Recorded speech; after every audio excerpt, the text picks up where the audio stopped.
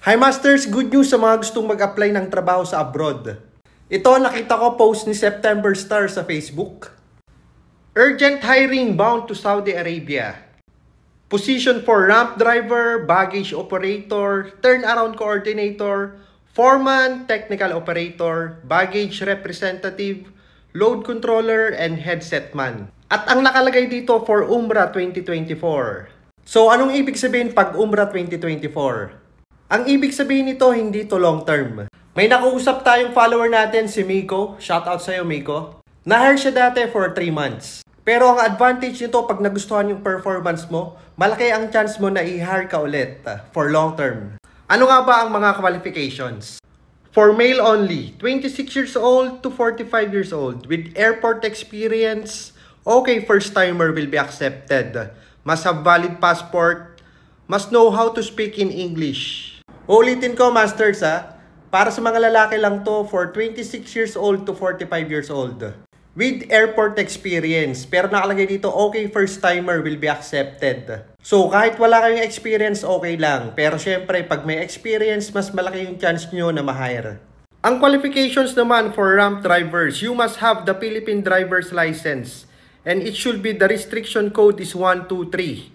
Airport license if any. For GSE operator and pushback, you must have the license. So sa mga magtatanong ramp drivers kahit siguro walang experience.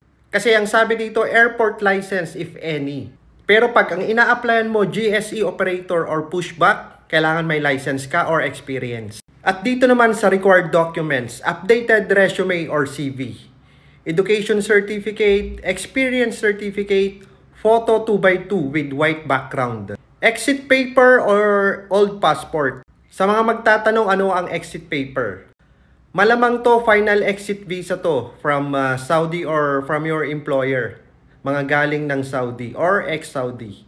Ikama if any, passport valid at least 6 months, NBI valid at least 6 months. Sa mga gustong mag-apply, isend nyo yung resume nyo and yung mga requirements. Dito sa email address na nakalagay. ssirecruitment.ksa.yahoo.com. So ayan Masters, malinaw na malinaw yan. Nandyan na yung email address nila. Or pag may mga questions kayo, ito ang contact number nila. At nandito na rin ang address. San Isidro, Makati City, Philippines. Pero dito lang ako nagtataka Masters. Urgent hiring pero manpower pooling only.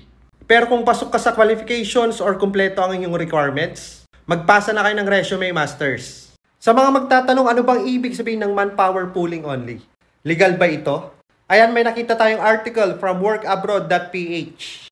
The notice for manpower pooling only in job advertisements mean that the agencies are only gathering applicants' resumes that they can present to prospective foreign employer. So malamang dito, Masters, nag-iipon pa sila ng applicants. There is still no employer. Or the Philippine Overseas Employment Administration or POEA has not yet approved the job order. Agencies are allowed by the Philippine law to post these kinds of job openings. Ayan Masters, ang ibig sabihin ng manpower pooling only.